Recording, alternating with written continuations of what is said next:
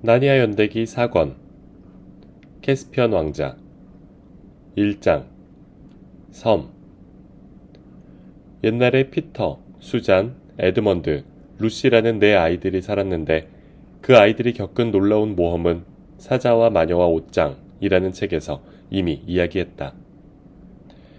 아이들은 우연히 마법의 옷장문을 열고 들어가 우리 세계와는 전혀 다른 세계를 발견했으며 그 다른 세계에서 나니아의 왕과 여왕이 되었다. 아이들은 자신들이 아주 오랜 세월 동안 나니아를 다스렸다고 생각했다. 그러나 옷장문을 통해 다시 영국으로 돌아와 보니 시간은 전혀 흐르지 않았다. 어쨌든 아무도 아이들이 사라졌던 것을 눈치채지 못했으며 아이들 역시 아주 사려 깊은 어른 한 사람에게만 그 이야기를 들려주었다. 이 모든 것은 1년 전에 일어난 일이었고 지금 내 아이들은 주위에 트렁크와 장난감 상자를 잔뜩 쌓아놓고 기차역에 앉아 있었다. 그들은 지금 학교로 돌아가는 길이었다. 아이들은 기차를 갈아타는 이 역까지 함께 왔다. 하지만 이제 몇 분 뒤면 기차가 도착해서 여자아이들을 학교까지 데려다 줄 것이고 30분 뒤에는 다른 기차가 와서 남자아이들을 또 다른 학교에 내려줄 것이다. 다 같이 역으로 오는 동안에는 아직도 방학이 남아있는 듯한 기분에 휩싸여 있었으나 이제 곧 작별 인사를 하고 서로 다른 방향으로 헤어져야 할 시간이 다가오자 이젠 정말 방학이 끝나고 새 학기가 시작된다는 것을 실감할 수 있었다. 그래서 너나 없이 우울해져서 말하고 싶은 기분이 아니었다. 게다가 루시는 처음으로 기숙학교에 가는 길이었다. 한산하고 조용한 시골역이라 플랫폼에는 아이들 외에 사람이 거의 없었다. 갑자기 루시가 말벌에 쏘인 것처럼 날카로운 비명을 질렀다. 루시, 무슨 일이야? 그렇게 묻던 에드먼드도 난데없이 앗! 하고 소리쳤다. 도대체 왜들... 피터가 무슨 말인가 꺼냈다가 역시 갑자기 소리를 질렀다. 수잔, 놔. 뭐 하는 거야? 날 어디로 끌고 가는 거야? 수잔도 어리둥절한 모양이었다. 난 오빠 안 건드렸어. 누가 날 막 잡아당겨. 이거 좀 놔줘. 아이들은 얼굴이 새하얗게 질려서 서로를 마주 보았다. 에드먼드가 숨을 헐떡이면서 말했다. 나도 똑같은 느낌이야. 누가 날 끌어당기는 것 같아. 정말 무섭게 잡아당기던데. 또 시작이야. 루시가 울상을 지었다. 나도야. 못 참겠어. 순간 에드먼드가 소리쳤다. 정신 차려. 모두 손을 꼭 잡고 함께 있어야만 돼. 이건 마법이야. 느낌으로 알 수 있어. 빨리. 수잔도 다급하게 말했다. 그래, 손을 꼭 잡아. 그만 좀... 다음 순간 앞에 쌓아두었던 짐과 의자와 플랫폼과 역이 순식간에 사라져버렸다. 내 아이는 서로 손을 잡고 헉헉거리며 자신들이 벼랑간 숲이 우거진 곳에 서 있는 것을 깨달았다. 사방에서 나뭇가지가 찔러대고 옴짝달싹도 못할 만큼 나무가 빽빽이 들어찬 곳이었다. 아이들은 눈을 비비며 숨을 휴 내쉬었다. 그때 루시가 소리쳤다. 어머, 피터 오빠, 혹시 지금 우리가 나니아에 와 있는 게 아닐까? 글쎄, 이렇게 나무가 많으니 한 치 앞도 볼 수가 없네. 트인 곳을 좀 찾아보자.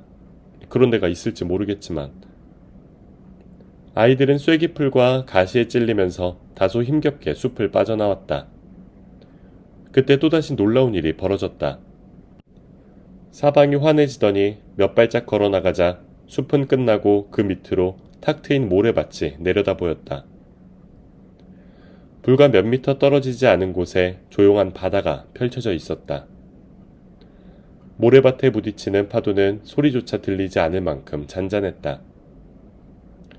눈앞에 육지는 보이지 않았고 하늘에는 구름 한 점 없었다. 태양은 오전 10시쯤 보이는 자리에 떠 있었고 바다는 눈부시게 푸른빛을 띠고 있었다. 아이들은 그 자리에 서서 바다 냄새를 한껏 들이켰다. 피터가 소리쳤다. 와, 진짜 근사하다. 5분 뒤에는 모두 맑고 시원한 물속을 맨발로 거닐고 있었다. 에드먼드가 말했다. 야, 이거 라티너와 불어와 수학이 있는 학교로 돌아가는 숨막히는 기차 안에 있는 것보다 100배 낫지. 그러고 나서 한참 동안 아이들의 말소리는 들리지 않고 새우나 개를 찾느라 첨벙대는 물소리만 사방에 요란할 뿐이었다. 이윽고 수잔이 입을 열었다. 그래도 무슨 대책을 세워야겠어. 좀 있으면 배도 고파질 텐데. 에드먼드가 냉큼 대꾸했다. 엄마가 가면서 먹으라고 싸주신 샌드위치 있잖아. 내 건 아직 있어. 그러나 루시는 고개를 저었다. 난 없어. 내 건 작은 가방 속에 넣어뒀거든. 수잔도 마찬가지였다. 나도야. 그러자 피터가 말했다. 내 건 저기 해변에 놔둔 코트 주머니에 있어. 두 사람 걸 넷이서 나눠 먹게 생겼구만. 이거 별로 재미없겠는데. 루시는 형제들을 바라보며 말했다. 난 지금 먹을 것보다는 마실 게 있었으면 좋겠어. 뜨거운 햇볕 아래서 짠 바닷물 속을 거닐고 난 뒤에는 누구나 그렇듯이 이제 다들 목이 말라왔다. 에드먼드가 말했다. 꼭 배가 난파당했을 때 기분이군. 책에서는 말이야, 항상 사람들이 섬에서 소금기 없는 맑고 깨끗한 샘물을 찾아내던데. 우리도 샘물을 찾아보자. 수잔이 말을 받았다. 지금 그 우거진 숲으로 다시 돌아가야 된다는 소리니? 피터가 끼어들었다. 그러지 않아도 돼. 만약 부근에 시내가 있다면 바다로 흘러나오게 돼 있으니까. 아마 해변을 따라 계속 걷다 보면 분명 찾을 수 있을 거야. 아이들은 물속에서 걸어나와 매끈하고 촉촉한 모래를 가로질러 발가락 사이로 파슬파슬 달라붙는 마른 모래밭으로 올라가 양말과 신발을 신기 시작했다. 에드먼드와 루시는 양말과 신발을 신지 않고 맨발로 탐험하고 싶어 했지만 수잔이 말도 안 되는 소리라고 딱 잘랐다. 다시 못 찾을지도 몰라. 또 밤에 날씨가 쌀쌀해질 때까지도 여기 있게 되면 양말이랑 신발이 필요할 거야. 그래서 아이들은 옷을 챙겨 입고 오른쪽으로는 숲을, 왼쪽으로는 바다를 끼고서 해안을 따라 출발했다. 가끔 머리 위로 갈매기만 날아갈 뿐 무척이나 조용했다. 숲은 어찌나 빽빽이 우거지고 서로 뒤엉켜 있는지 안쪽은 거의 보이지 않았고 새는커녕 벌레 한 마리조차 움직이지 않았다. 조개, 해초, 말미잘, 바위 웅덩이 속에 사는 작은 개들이 하나같이 신기해 보였지만 목이 마를 땐 그런 것들도 금방 실증나게 마련이었다. 차가운 물속에서 놀고 나온 아이들은 이제 발이 화끈거리고 묵직했다. 수잔과 루시는 비옷까지 들고 걸어야 됐다. 에드먼드는 마법에 걸리기 전에 코트를 역 의자 위에 걸쳐두었던 터라 피터의 코트를 번갈아가며 들었다. 해안은 곧 오른쪽으로 둥그렇게 곡선을 그리기 시작했다. 15분쯤 지났을 때 바위 등성이를 넘자 갑자기 가파르게 꺾어지는 모퉁이가 나타났다. 이제는 처음 숲에서 벗어나 발견했던 바다 쪽을 등지고 있었으며 앞쪽 바다 건너에 그들이 지나왔던 곳처럼 나무가 울창한 또 다른 해안이 마주 보였다. 루시가 말했다. 이상하네. 섬일까? 아니면 여기하고 이어진 곳일까? 피터가 대꾸했다. 잘 모르겠어. 모두 말없이 터벅터벅 나아갔다. 아이들이 걸어가고 있는 해안은 갈수록 맞은편 해안과 가까워지고 있었다. 그들은 매번 고지를 돌 때마다 두 해안이 만나는 지점이 나오길 기대했다. 하지만 그런 기대는 물거품이 되고 말았다. 아이들이 어느 바위 앞에 이르러 바위등으로 올라가자 앞이 훤히 내려다 보였다. 에드먼드가 말했다. 이럴 수가. 다 소용없어. 저쪽 숲으로 가긴 글렀어. 여긴 섬이야. 사실이었다. 지금 아이들이 있는 곳과 맞은편 해안 사이에는 고작 30-40m 폭이긴 해도 해협이 가로놓여 있었다. 아이들은 그제야 이곳이 두 해안 사이에 가장 가까운 지점이라는 것을 깨달았다. 아이들이 있는 해안은 거기서부터 다시 오른쪽으로 휘어졌고 바다는 그 해안과 육지 사이에 펼쳐져 있었다. 이제까지 그 섬 주위를 반바퀴도 넘게 돈 것이 분명했다. 저길 좀 봐. 저게 뭐야? 갑자기 루시가 소리를 지르며 해변에 길게 가로놓여 있는 은빛 뱀 같은 것을 가리켰다. 다른 아이들이 일제히 소리를 질렀다. 와, 시내다, 시내야.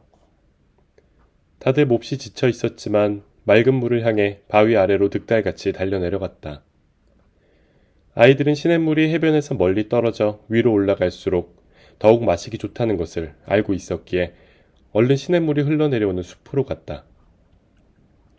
숲속은 여전히 나무들로 울창했지만 시냇물은 양쪽에 이끼로 덮인 높다란 뚝 사이 깊은 팬 곳에서 흐르고 있어 몸을 바짝 수그리면서 굴처럼 뒤엉켜 있는 나뭇잎들 속을 걸어 올라갔다. 아이들은 갈색빛을 띠는 움푹 팬 첫 번째 웅덩이에 이르자 무릎을 꿇고 앉아 마음껏 물을 마셨다. 그리고 물속에 얼굴을 담그고 두 팔을 팔꿈치까지 푹 담갔다. 에드먼드가 말했다. 자, 이제 샌드위치를 먹어볼까? 수잔이 말했다. 아껴두는 게 좋지 않을까? 훨씬 배가 고파지면 그때 먹자. 루시가 말했다. 그게 좋겠어. 이젠 목도 안 마르잖아. 목마를 때에는 배도 안 고팠는데 그때처럼 배도 안 고팠으면 좋겠다. 에드먼드는 했던 말을 또 되풀이했다. 샌드위치 먹는 게 어때서? 아껴뒀다가 상해버리면 어떡해? 여긴 영국보다 훨씬 더워. 샌드위치를 벌써 몇 시간째 주머니에 넣고 다녔잖아. 그래서 아이들은 둘의 주머니에서 샌드위치를 꺼내 넷으로 나누었다. 아무도 배를 다 채우진 못했지만 안 먹은 것보다는 한결 나았다. 그러고 나서 아이들은 다음 끼니를 어떻게 해결할지에 대해서 얘기를 나누었다. 루시는 바닷가로 돌아가 새우를 잡자고 했지만 누군가가 그물이 없다는 사실을 지적했다. 에드먼드는 바위에서 갈매기 알을 모아오자고 했다. 아이들은 그 의견에 대해서도 곰곰이 생각해 보았지만 갈매기 알은 보지도 못했거니와 설마 찾는다 해도 요리할 줄을 몰랐다. 피터는 속으로 혹시 운 좋게 알을 찾아내기만 한다면 머지않아 날 것으로라도 기꺼이 먹게 될 때가 오리라 생각했지만 굳이 입 밖에 꺼내지는 않았다. 수자는 그렇게 빨리 샌드위치를 먹는 게 아니었다고 후회했고 얘기 중에 한두 사람이 신경질을 부릴 뻔했다. 마침내 에드먼드가 말했다. 자, 좀 들어봐. 이제 우리가 할 일은 한 가지밖에 없어. 숲을 살펴보는 거야. 은둔자나 기사수행자 같은 사람들은 숲에서도 어떻게든 먹고 살아가잖아? 그들은 뿌리나 열매 따위를 찾아내서 먹는다고. 수잔이 물었다. 무슨 뿌리? 루시가 받았다. 뿌리 하면 늘 나무 뿌리만 생각나. 피터가 침착하게 말했다. 그만들 해. 에드먼드 말이 맞아. 우리 뭐든 해야 돼. 에드먼드 말대로 하는 게 다시 땡볕으로 나가는 것보다는 낫지 않을까? 아이들은 모두 자리에서 일어나 시냇물을 따라 걷기 시작했다. 그것은 여간 힘든 일이 아니었다. 그들은 나뭇가지 아래로 몸을 바짝 구부리거나 그 위를 기어오르고 만병초 같은 나무들이 무성한 곳을 비척비척 지나가면서 옷도 찢어지고 시냇물에 발이 젖기도 했다. 아이들이 내는 소리와 흐르는 물소리 외에는 아무런 기척도 들리지 않았다. 아이들이 거의 녹초가 되어갈 무렵 달콤한 냄새가 솔솔 풍기더니 오른쪽 뚝 꼭대기에서 밝은 빛깔이 반짝거리는 게 보였다. 루시가 벼랑간 소리쳤다. 와, 사과나무야. 틀림없어. 과연 그랬다. 아이들은 가파른 뚝 위로 허겁지겁 올라갔다. 내 아이는 가시나무를 헤치고 나아가 여러분도 보고 싶을 만큼 단단하고 물 많은 커다란 황금빛 사과들이 주렁주렁 달려있는 아주 오래된 나무 아래에 둘러섰다. 에드먼드가 사과를 한 입 가득 베어 물고 말했다. 이 나무뿐만이 아니야. 저길 봐. 그리고 저기도. 수잔이 다 먹은 사과 속을 내던지고 두 번째 사과를 따며 말했다. 어쩜 10그루도 넘겠어. 아마 과수원이었나 봐. 옛날 아주 옛날에 이곳이 황폐해지고 숲으로 변하기 전에 말이야. 피터가 말했다. 그렇다면 이곳은 한때 사람이 살았던 섬이란 말인데. 루시가 앞쪽을 가리키며 물었다. 저건 뭐지? 피터는 눈이 번쩍 뜨였다. 세상에, 저건 담이야. 아주 오래된 돌담이잖아. 아이들은 사과가 주렁주렁 열린 나뭇가지 사이를 헤치고 담 쪽으로 나아갔다. 그 담은 금방이라도 무너질 것 같았고 몹시 오래된 데다 군데군데 허물어진 곳에는 이끼와 꽃들이 자라고 있었지만 다른 키 큰 나무들과 거의 맞먹는 높이였다. 담으로 바짝 다가가 보니 한때는 문이 있었을 법한 거대한 아치형 출입구가 지금은 사과나무 중에서도 가장 커다란 사과나무 한 그루에 꽉 가로막혀 있었다. 그곳을 지나려면 나뭇가지를 꽤 부러뜨려야 했는데 그렇게 하고 나자 갑자기 주위가 대낮처럼 환해져 아이들은 몇 번이나 눈을 껌뻑거려야만 했다. 어느덧 그들은 담으로 둘러싸인 훤히 트인 곳에 서 있었다. 그곳에는 나무라곤 한 그루도 없고 평평한 잔디밭과 데이지와 담쟁이 덩굴과 잿빛 담장만 있을 뿐이었다. 무척이나 밝고 비밀스러우면서도 조금 슬픈 분위기를 풍기는 그런 곳이었다. 모두 등을 쭉 펴고 팔다리를 마음대로 움직일 수 있게 된 것을 기뻐하며 한가운데로 걸어나갔다. 2장 고대 보물실. 수잔이 곧 입을 열었다. 여긴 정원이 아니었어. 이건 성이었고 여기는 안뜰이었던 것 같지 않아? 피터가 말했다. 무슨 뜻인지 알겠어. 그래, 저건 허물어진 탑의 잔해야. 저기가 성벽 꼭대기로 올라가는 계단이 있었던 자리고 저쪽 출입구로 오르는 널찍하고 얕은 계단을 좀 봐. 저건 대연회장으로 통하는 문일 것 같지 않니? 에드먼드가 말했다. 아주 오래된 거야. 한눈에도 알겠는데. 피터가 말했다. 그래, 아주 오래된 것 같아. 이 성에서 누가 살았는지 얼마나 오래전 일인지 알 수 있었으면 좋겠는데. 루시가 말했다. 이렇게 보고 있으니까 기분이 좀 묘해. 피터가 몸을 돌려 루시를 빤히 쳐다보며 말했다. 루시, 너도 그러니? 나도야. 정말 이상한 날 묘한 일이야. 대체 여긴 어딜까? 또 이건 뭘 뜻하는 걸까? 아이들은 얘기를 나누면서 안뜰을 가로질러 한때 연회장이 있었을 법한 곳으로 들어갔다. 그곳은 지붕이 없어진 지 오래되고 잡초와 데이지만 무성해 안뜰과 다를 바가 없었지만 안뜰보다는 더 좁다랗고 길이가 짧았으며 벽이 더 높았다. 저쪽 끝 너머로는 딴 데보다 1미터쯤 높아 보이는 테라스 같은 것이 있었다. 수잔이 말했다. 여기가 정말 연회장이었을까? 저 테라스 같은 건 또 뭐지? 피터가 말했다. 이 바보야, 보고도 모르겠어? 저건 주빈석이 있는 연단이잖아. 왕과 귀족들이 앉는 곳 말이야. 넌 우리가 한때 왕과 여왕이었던 시절 대연회장에서 저런 연단에 앉았던 일을 싹 잊어버린 것 같네. 수자는 꿈꾸는 것 같은 목소리로 노래하듯이 말했다. 아, 나니아의 큰 강어기에 있던 우리 성 케어페러벨 말이지. 아우, 그걸 어떻게 잊겠어. 루시도 덩달아 소리쳤다. 나 다 생각나. 지금 우리가 케어페러벨에 있다고 상상할 수도 있겠다. 여긴 우리가 파티를 벌이던 대연회장과 정말 비슷하잖아. 그러자 에드먼드가 말했다. 하지만 불행히도 파티는 없어. 지금 시간이 너무 많이 지났어. 그림자가 얼마나 길어졌는지 한번 봐. 이젠 덥지도 않지? 피터가 말했다. 여기서 밤을 지내려면 모닥불을 피워야 될 거야. 마침 나한테 성냥이 있어. 가서 마른 나뭇가지가 있는지 한번 보자. 다들 고개를 끄덕이고는 30분가량 바쁘게 움직였다. 아이들이 맨 처음 이 폐허 안으로 들어오면서 지나쳤던 과수원은 별로 땔감을 찾을 만한 곳이 아니었다. 아이들은 다른 쪽을 살펴보려고 작은 연문으로 연회장을 빠져나가 텅 빈 돌무더기 미로로 들어섰다.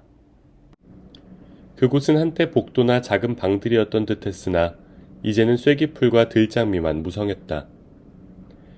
그곳을 지나자 아이들은 성벽에 널찍한 구멍이 뚫려 있는 것을 발견했다. 그 구멍을 통해 나무들이 더 크고 어두침침한 숲속으로 들어가니 말라 죽은 나뭇가지와 썩은 잔가지, 마른 잎, 솔방울들이 잔뜩 있었다. 아이들은 땔감이 연단 위에 수북이 쌓일 때까지 여러 번 왔다 갔다 하며 한알음씩 주워 날랐다.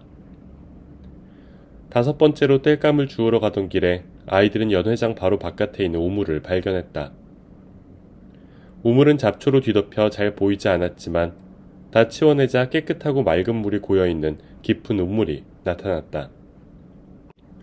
우물 둘레를 돌로 쌓았던 흔적이 반쯤 남아있었다. 여자아이들은 사과를 덧따러 밖으로 나갔고 남자아이들은 가장 아늑하고 따뜻해 보이는 두 벽 사이 모퉁이에서 가까운 연단 위에다 불을 피우기 시작했다. 하지만 불을 붙이기가 쉽지 않아서 성냥개비를 숱하게 버린 뒤에야 결국 성공했다. 마침내 내 아이는 벽에 등을 기댄 채 불을 마주보고 앉았다. 아이들은 막대기 끝에 사과를 꽂아 구워보려고 했다. 그러나 구운 사과는 설탕이 없으면 별맛도 없는 데다가 너무 뜨거워서 손으로 들고 먹을 수도 없었고 그나마 식은 뒤에는 먹을 만한 음식이 못 되었다. 그래서 아이들은 그냥 사과로 만족할 수밖에 없었으며 에드먼드 말 맞다나 학교 급식이 그렇게 나쁘지 않았다는 사실도 깨닫게 되었다. 에드먼드가 덧붙였다. 지금 같으면 마가린만 바른 두터운 빵 한 조각도 감지덕지할 것 같아. 그렇지만 다들 모험심으로 가득 차 있던 터라 학교로 돌아가고 싶어하는 아이는 한 명도 없었다.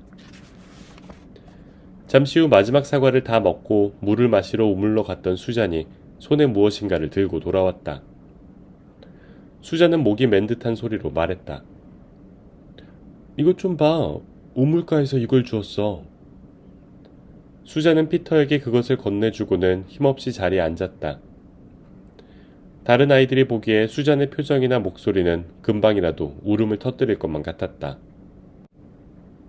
에드먼드와 루시는 피터의 손에서 모닥불빛을 받아 반짝거리는 조그만 물체를 보려고 앞으로 바짝 다가갔다.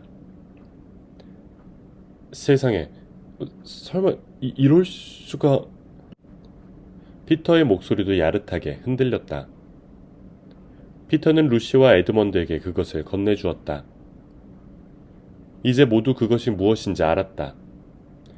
그것은 바로 작은 체스말이었는데 보통 크기였지만 순금으로 만들어져서 훨씬 무거웠다. 말의 두 눈, 아니 한쪽이 빠져버려서 하나라고 하는 편이 나을 것 같은 그 눈은 조그마한 루비였다. 루시가 소리쳤다. 이건 우리가 케어페러벨에서 왕과 여왕이었을 때 갖고 놀던 황금 체스말이랑 똑같잖아. 피터가 수잔을 다독거리며 위로했다.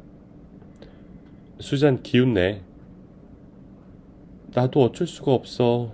옛날 생각이 나서 너무 아름다웠던 시절이었는데 파우누스들이랑 착한 거인들과 체스를 두던 일이며 바다에서 노래 부르던 바다 요정들, 또 나의 아름다운 말과 그리고 또...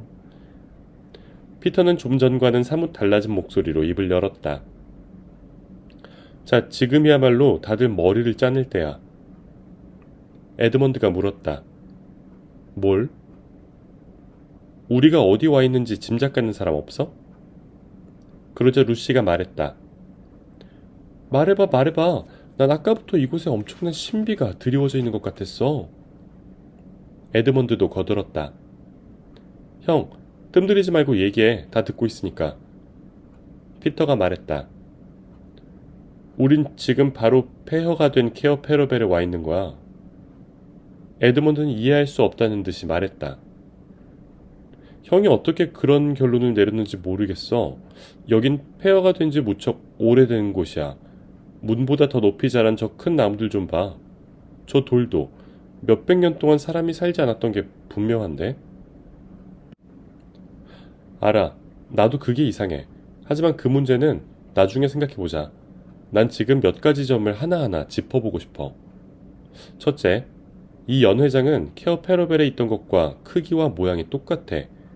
이위에 지붕이 있고 잡초 대신 다채로운 빛깔로 포장된 바닥. 또 벽은 테피스트리로 장식되어 있다고 생각해봐. 그러면 바로 우리의 왕실 연회장이라는 답이 나올 것 같은데? 모두 아무 말도 하지 않았다. 피터는 계속했다. 둘째, 이 성의 우물은 우리 우물이 있던 곳과 똑같은 자리에 있어. 대연회장에서 약간 남쪽에 자리하고 있잖아. 또 크기나 모양도 그렇고. 여전히 아무 대꾸도 없었다. 셋째, 수잔이 지금 우리의 옛 체스말 하나를 발견했어. 꼭 쌍둥이처럼 똑같지 않아? 역시 모두가 묵묵부답이었다. 넷째, 칼로르멘 왕이 보낸 외교 사절단이 오기 전날 우리가 케어페르벨성 북문 밖에 과일나무를 심었던 거 기억 안 나? 숲의 요정들 가운데서 가장 위대한 포모나 여신이 그 과수원에 좋은 마법을 걸어주러 왔었잖아. 부지런하고 작은 두더지 녀석들이 땅 파는 일을 맡았었고, 두더지 대장이던 그 익살맞은 늑다리 친구 릴리 글로브스가 사백이 돼서 저를 믿으십시오 폐하, 언젠가 폐하께선 이 과일나무들 덕을 보실 겁니다 하고 말했던 걸 설마 잊어버리진 않았겠지? 그리고 정말 그의 말대로 됐잖아 지금. 루시가 손뼉을 치며 소리쳤다. 나 기억나. 에드먼드가 말했다. 하지만 말도 안 되는 소리야. 우린 과일나무를 바로 문 앞에 심지 않았어.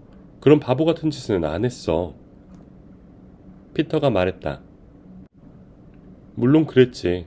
하지만 그 뒤로 나무들이 성문 앞까지 계속 자란 거야. 그래도 에드먼드는 물러서지 않았다. 게다가 또 한 가지가 있어. 케어페르벨은 섬에 있지 않았어. 그래, 그 점도 고민해봤지. 하지만 케어페르벨은 뭐라더라? 그래, 반도였어. 거의 섬하고 비슷했단 말이야.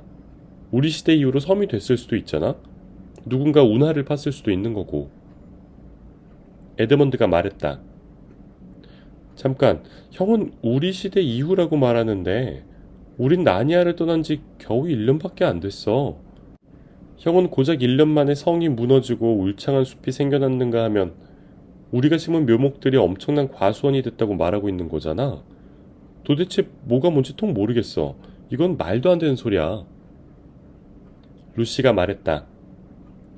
또 있어. 만일 이 성이 케어페러벨이라면 이 연단 끝에 문이 있어야 돼. 사실 지금도 그 문에 등을 기대고 있어야 정상이야. 보물실로 내려가는 문 말이야. 피터가 자리에서 일어나며 말했다. 문은 없는 것 같은데? 아이들 뒤에 있는 벽은 온통 담쟁이 덩굴로 뒤덮여 있었다. 에드먼드는 땔감으로 쌓아둔 잔가지를 하나 집어들었다. 당장 살펴보면 되잖아.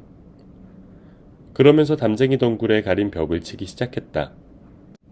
잔가지로 탁탁 돌 두드리는 소리가 한동안 이어지더니 느닷없이 통통하고 속이 텅 빈 나무 두드리는 듯한 소리로 바뀌었다.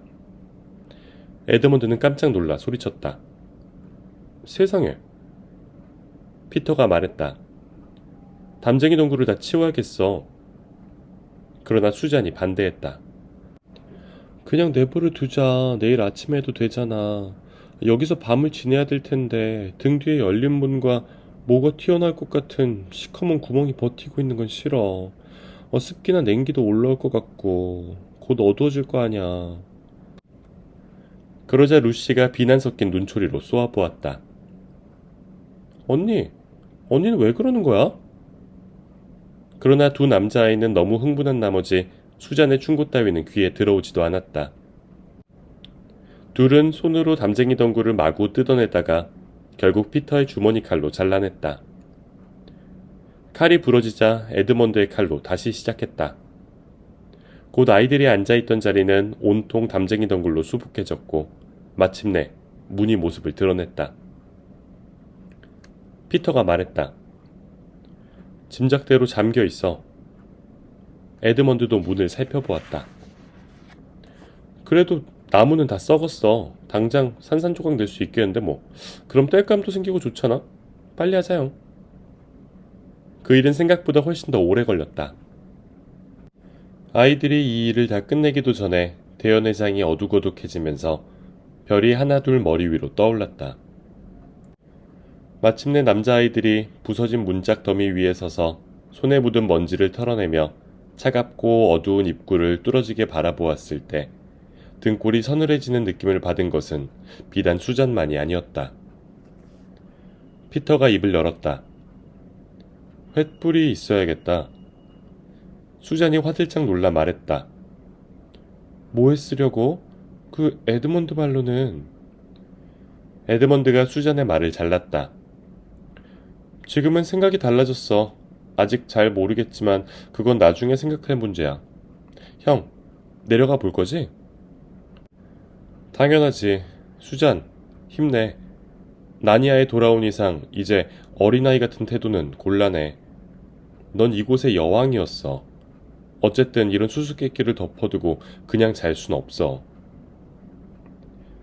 아이들은 기다란 막대기를 횃불로 쓰려고 했지만 여의치 않았다. 불이 붙은 쪽을 치켜들면 그대로 꺼져버리고 거꾸로 들면 손을 대거나 연기로 눈이 매워지기 십상이었기 때문이다. 결국 에드먼드의 손전등을 쓸 수밖에 없었다. 다행히 생일 선물로 받은 지 일주일도 채 되지 않아서 건전지가 거의 새 것이나 다름없었다.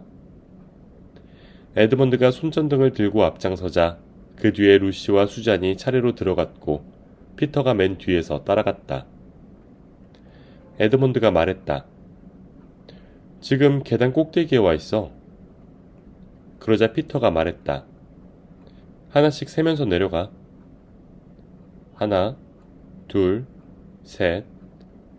숫자를 세면서 조심스럽게 내려가던 에드먼드는 16가지 세고는 뒤돌아서며 소리쳤다. 여기서부터 바닥이야. 루시가 말했다. 그럼 진짜 케어 페르벨 성인가 봐. 거기도 계단이 16개였어.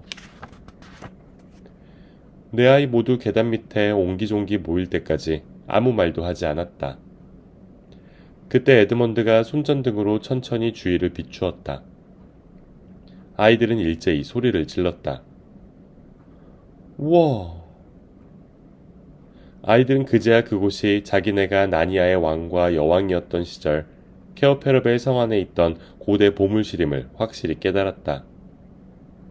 방 가운데로 통로가 나 있고 통로 양쪽으로 보물을 수호하는 기사들처럼 호사스런 갑옷이 띄엄띄엄 세워져 있었다. 갑옷들 사이와 통로 옆에는 값진 보물이 수북이 쌓인 선반이 놓여 있었다. 선반 위에는 목걸이, 팔찌, 반지, 금그릇, 금접시, 기다란 상하 엄니, 금브로치, 금관, 금사슬에다 다이아몬드, 루비, 석류석, 에메랄드, 황옥, 자수정 같은 보석이 공깃돌이나 감자처럼 아무렇게나 무더기로 쌓여 있었다. 선반 밑에는 쇠 빗장과 맹꽁이 자물쇠로 단단히 잠긴 커다란 참나무 괴짝이 놓여 있었다. 그곳은 몹시 춥고 아이들의 가느다란 숨소리조차 선명하게 들릴 만큼 조용했다. 보물에 먼지가 어찌나 뿌옇게 쌓였는지 아이들이 지금 어디에 와 있는지를 비롯해 그 밖의 모든 것을 기억해내지 못했더라면 그것이 보물이라는 것도 알아보지 못했을 정도였다. 그곳은 너무 오랫동안 버려져 있었던 탓인지 왠지 서글프고 으스스한 기분을 자아냈다. 약 1분 동안 아무도 입을 열지 않았던 것은 바로 그 때문이었다. 잠시 후 아이들은 이리저리 돌아다니면서 보물을 집어들고 찬찬히 살피기 시작했다. 옛 친구를 다시 만난 기분이었다. 여러분이 그곳에 있었다면 아이들이 이렇게 말하는 소리를 들을 수 있었을 것이다. 이것 봐! 우리 대관식 때 낀 반지다. 와, 이거 처음 꼈던 날 기억해? 이럴 수가. 다들 잃어버린 줄 알았던 그 작은 브로치잖아. 야, 저건 론제도에서 열린 마상 창시합 대회 때 네가 입었던 갑옷 아니야? 생각나? 난쟁이가 날 위해 만들었던 거야. 저 뿔로 음료수를 마시던 일도 기억나니? 기억나? 기억나? 그때 갑자기 에드먼드가 말했다. 잠깐만, 건전지를 좀 아껴야 돼. 이 손전등이 앞으로 얼마나 자주 필요하게 될지 모르잖아. 갖고 싶은 것만 들고 나가는 게 어때? 피터가 말했다. 우리 선물들은 들고 가야지. 오래전 나니아에서 맞은 크리스마스 날, 피터와 수잔과 루시는 자신들이 왕국 전체보다 더 소중히 여기는 선물을 하나씩 받았다. 그 당시 에드먼드는 다른 아이들과 떨어져 있었던 터라 혼자만 선물을 받지 못했다. 그건 에드먼드의 잘못 때문이었다. 여러분이 사자와 마녀와 옷장을 읽어보면 그 이유를 잘 알 수 있을 것이다. 모두 피터의 말에 고개를 끄덕이며 통로를 따라 보무실 끝에 있는 벽 쪽으로 걸어갔다. 예상대로 그곳에는 선물들이 제자리에 걸려 있었다. 루시의 선물은 작은 병 하나뿐이었으므로 크기가 가장 작았다. 그러나 그 병은 유리가 아닌 다이아몬드 병이었고 그 병 안에는 웬만한 상처나 병은 다 고칠 수 있는 마법의 물약이 아직 반도 넘게 남아 있었다. 루시는 아무 말 없이 침착하게 벽에 걸려있던 선물을 내려 띠를 어깨에 맸다. 순간 오래전 옆구리에 와닿던 병의 감촉이 되살아났다. 수잔이 받은 선물은 활과 화살과 뿔나팔이었다. 깃털 달린 화살이 가득 들어있는 상하 화살통과 활은 여전히 그곳에 있었다. 하지만 루시가 고개를 돌려 물었다. 근데 언니, 뿔나팔은 어디 있어? 수잔은 잠시 골똘히 생각을 더듬었다. 이런 어쩌지? 이제 생각난다. 그 하얀 숫사슴을 사냥하러 갔던 날, 맨 마지막 날 말이야. 뿔나팔을 들고 나갔었어. 그날 우리가 다른 곳, 그러니까 그 영국으로 돌아가게 됐을 때 잃어버린 게 틀림없어. 에드먼드가 하고 휘파람을 불었다. 사실 엄청난 손실이 아닐 수 없었다. 그 뿔나팔은 언제 어디에 있든 불기만 하면 도움을 받을 수 있는 마법의 뿔나팔이었기 때문이다. 에드먼드가 말했다. 이런 데선 무척 요긴하게 쓰일 텐데. 그러나 수잔은 활을 집어들면서 말했다. 괜찮아. 활은 아직 있으니까. 피터가 물었다. 수잔, 줄이 사가버린 건 아니겠지? 하지만 보물실의 공기에 무슨 마법의 힘이라도 있는 건지 활은 당장 써도 아무 이상이 없을 정도로 멀쩡했다. 활쏘기와 수영은 수잔의 특기였다. 수잔은 그 자리에서 활을 당겼다가 활 시위를 약간 퉁겨보았다. 윙 하고 시위가 울렸다. 방 안 가득 울려 퍼지는 맑은 소리였다. 그 소리는 지금까지 일어난 어떤 일보다 더 생생하게 옛 기억들을 되살려 주었다. 전쟁과 사냥과 연회, 모든 기억들이 아이들의 머릿속에 파도처럼 밀려왔다. 수잔은 활 시위를 늦추고 화살통을 허리춤에 찼다.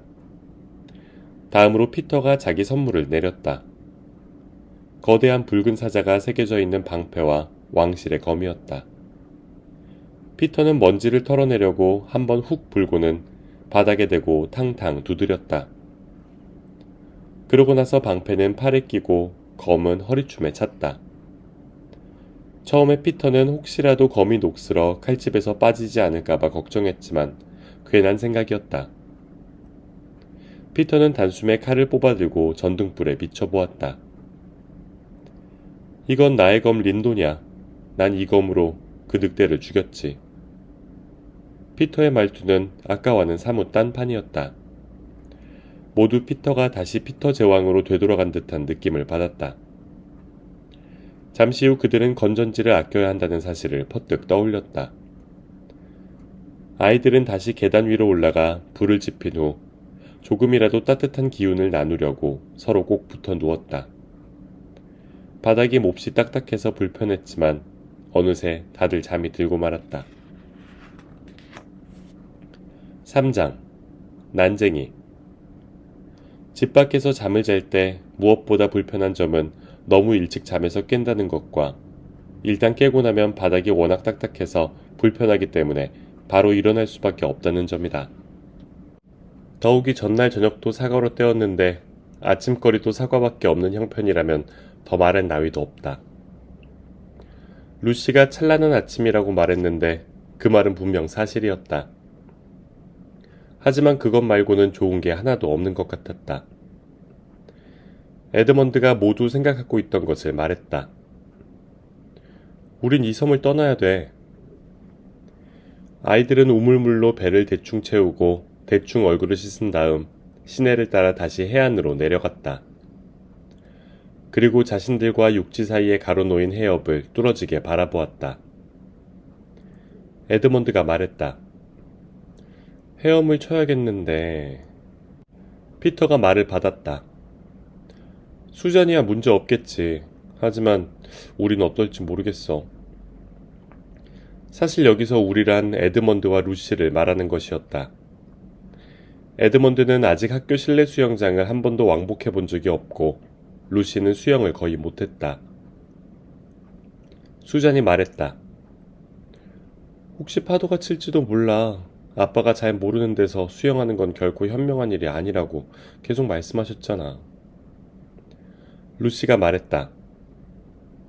피터 오빠, 내가 그러니까 영국에 있을 땐 수영을 전혀 못했던 게 사실이야. 하지만 우리가 나니아의 왕과 여왕이었을 때는 비록 오래전의 일이긴 하지만 다들 수영할 줄 알았어. 그때 우린 말도 잘 탔고 뭐든 잘했잖아. 오빠 생각에는... 피터가 루시의 말을 가로챘다. 그래, 하지만 그때는 어른이었고 오랫동안 왕국을 다스리면서 그런 것들을 배웠던 거지. 그런데 이젠 원래 나이로 되돌아왔잖아. 그때 에드먼드가 고함치듯 외치는 소리에 다들 말을 멈췄다. 그래. 이제 알겠다. 피터가 물었다. 뭘? 모든 것.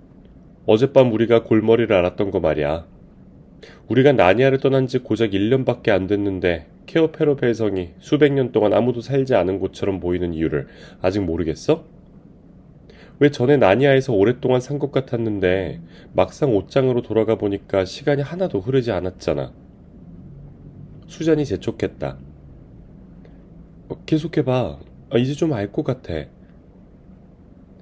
그건 우리가 나니아를 떠나 있는 동안에 나니아의 시간이 얼마나 흘렀는지 전혀 모른다는 거야. 우리가 영국에서 1년을 보낼 동안 나니아에서는 몇백 년이 흘렀을 수도 있잖아. 피터가 소리쳤다. 세상에. 에드먼드 네 말이 맞는 것 같아. 그렇게 생각하면 우리가 케어페르벨에서 살았던 게 사실 수백 년 전이 될 수도 있지. 마치 십자군 전사나 앵글로색슨족이나 고대 브리턴 사람이 현대 영국으로 돌아온 것처럼 우린 지금 그렇게 나니아에 와 있는 거야. 나니아 국민들이 우리를 보면 얼마나 신기해. 루시가 말을 꺼내는 찰나 다른 아이들이 동시에 가로막았다. 쉿! 저것 좀 봐. 바로 그 순간 무슨 일인가 벌어지고 있었다. 그들의 약간 오른쪽으로 육지의 숲지대가 있었는데 아이들은 그 너머가 강어귀일 거라고 확신했다. 그런데 지금 그곳에서 배 한 척이 눈에 띈 것이다. 배는 방향을 돌려 그곳을 빠져나와 한 바퀴를 돌더니 아이들 쪽으로 해협을 따라 내려오기 시작했다. 배에는 두 사람이 타고 있었는데 한 명은 노를 저었고 다른 한 명은 배 뒷자리에 앉아서 꼭 살아있는 것처럼 꿈틀거리는 자루를 붙잡고 있었다. 둘 다 군인 같아 보였다. 머리에는 투구를 쓰고 가벼운 쇠사슬 갑옷 차림을 하고 있었는데 턱수염이 난 얼굴이 잔뜩 굳어 있었다. 아이들은 얼른 해안에서 숲속으로 돌아가 꼼짝하지 않고 그들을 지켜보았다. 배가 아이들의 맞은편 가까이 오자 뒷자리에 앉은 군인이 말했다. 여기가 좋겠네. 다른 군인이 노를 내려놓으며 물었다. 놈의 다리에 돌을 매다는 게 어떨까요, 하사님? 상대방 군인이 성난 목소리로 야단을 쳤다. 멍청하긴 그럴 필요 없어. 게다가 돌도 안 갖고 왔잖아. 밧줄로 꽁꽁 묶기만 했다면 돌이 없어도 잘만 가라앉을 거야. 군인은 말을 마치자마자 자리에서 일어나 자루를 들어 올렸다. 그제야 피터는 그 자루 속에 난쟁이가 들어있으며 실제로 살아있다는 것을 깨달았다.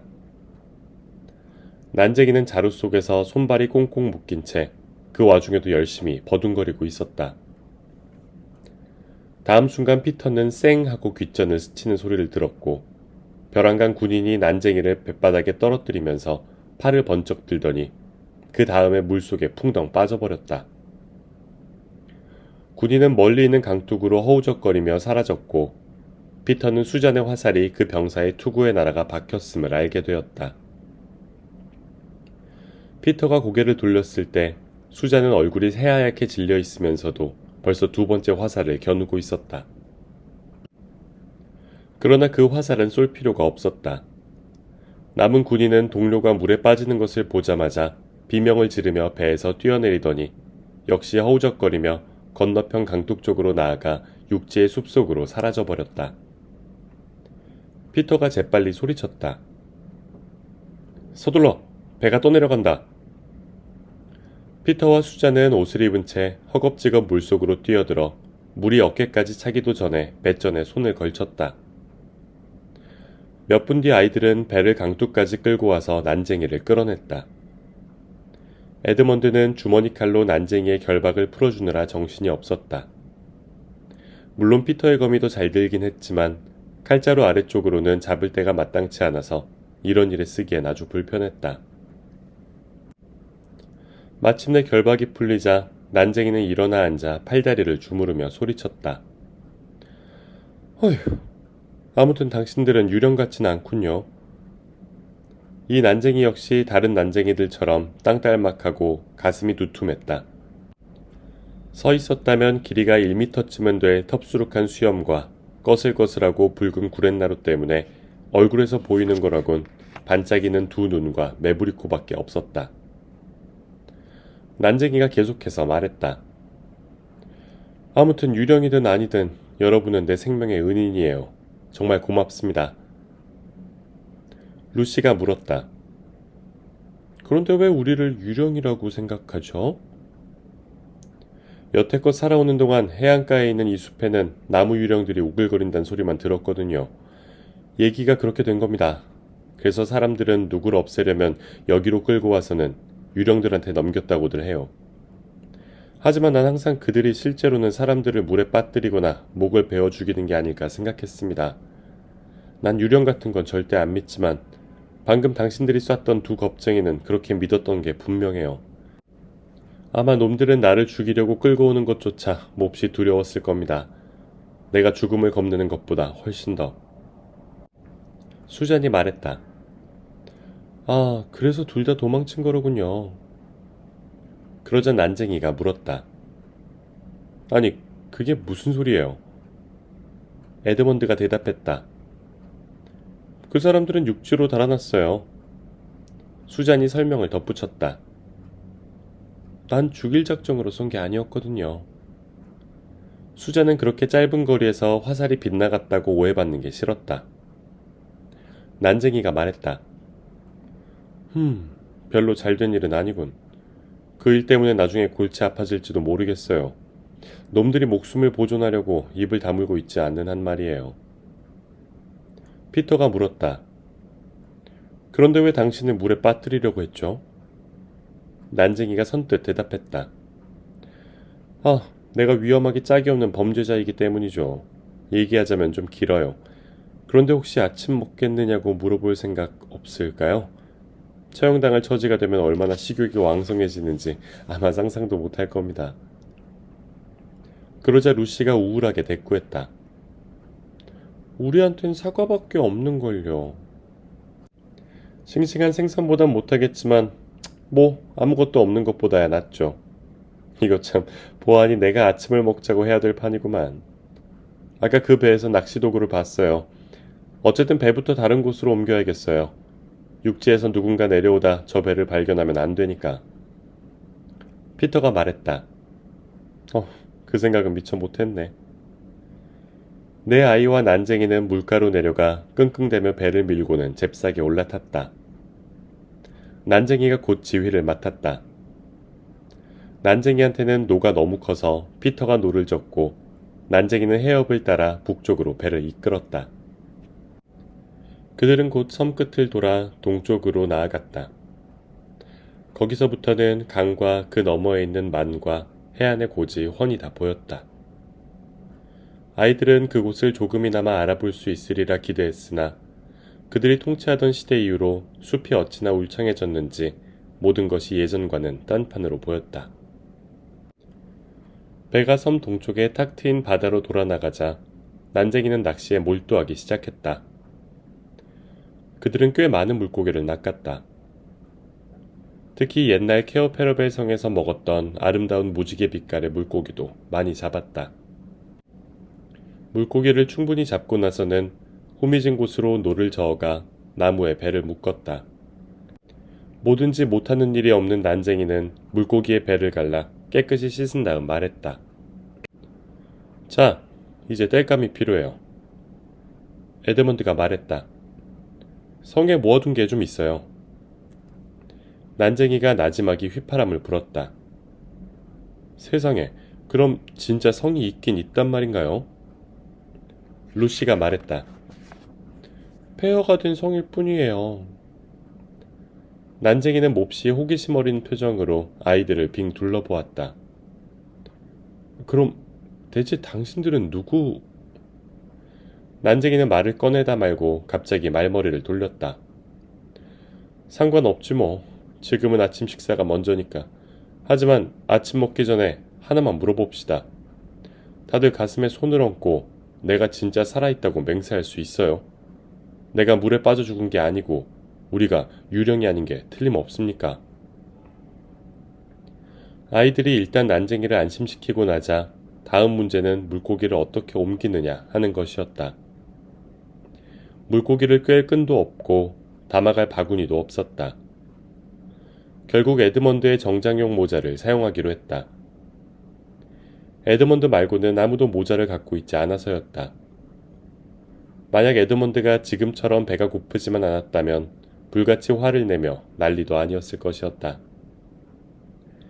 처음에 난쟁이는 성 안에 머무는 것이 별로 탐탁치 않은 모양이었다. 연신 주위를 두리번거리고 코를 킁킁거리며 중얼거렸다. 어째 좀 으스스한데 유령 냄새가 나는 것 같기도 하고. 그러나 난쟁이는 땔감에 불을 붙이고 아이들에게 싱싱한 파벤더를 어떻게 굽는지 보여주면서 기운을 차렸다. 포크도 없이 더구나 5사람이 주머니 칼 하나로 뜨거운 생선을 먹기란 여간 번거로운 게 아니었으며 아침 식사가 다 끝나기도 전에 다들 벌써 손가락을 몇 군데나 대고 말았다. 그러나 새벽 5시부터 9시가 다 된 지금까지 빈속으로 깨어 있었던 터라 여러분이 생각하는 것만큼 화상에 신경 쓰는 사람은 아무도 없었다. 모두들 우물에서 물을 마시고 나서도 사과 한두 개씩을 더 먹었다. 난쟁이는 자기 팔만한 파이프를 꺼내 담배를 가득 채운 뒤 불을 붙이고는 구수한 연기를 뻑뻑 피워 올렸다. 자, 이제 피터가 말머리를 낚아챘다.